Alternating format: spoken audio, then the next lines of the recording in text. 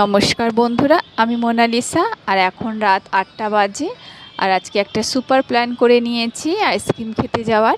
আমার পাশে যে দিদিভাই থাকে, দিদিভাই বলেছে আজকে আমাদের আইসক্রিম খাওয়াবে। তো আর করা যায় না বলো। আমি আর মেয়ে তাড়াতাড়ি ডিনার করে নিয়েছি। ডাল সিদ্ধ আলু সিদ্ধ দিয়ে ভাত খাওয়া হয়ে গেছে, এখন তৈরি হয়ে আছি। দিদিভাই আসলে আমরা বেরিয়ে যাব। চলো যাওয়া যাক এবার। দেখো আমরা বেরিয়ে পড়েছি। দিদিভাই অ্যাক্টিভা চালাচ্ছে আর আমরা পেছনে বসে যাচ্ছি। খুবই ভালো লাগছে, এখানটা ভীষণ ঠান্ডা লাগে, গরমের দিনে ভালো হাওয়া দেয়। আর রাস্তায় দেখছি বেশ সাজিয়েছে, কিছু আছে বোধহয়। রাস্তাটা আলোকিত, এখানে অনেকে ওয়াকিং করতেও বেরোয়, বসে থাকেন। খুবই ভালো লাগে এই জায়গাটা। দেখো আমরা প্রায় এসেই গেছি।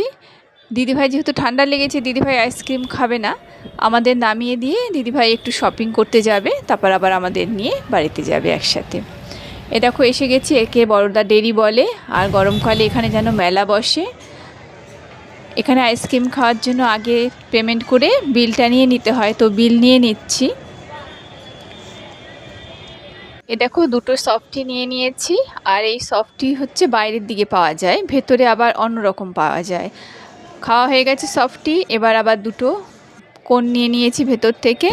আইসক্রিম খাওয়া কমপ্লিট। এবার দিদিভাই এসে আমাদের আবার বাড়িতে নিয়ে যাচ্ছে। তো আজকের মতো টাটা।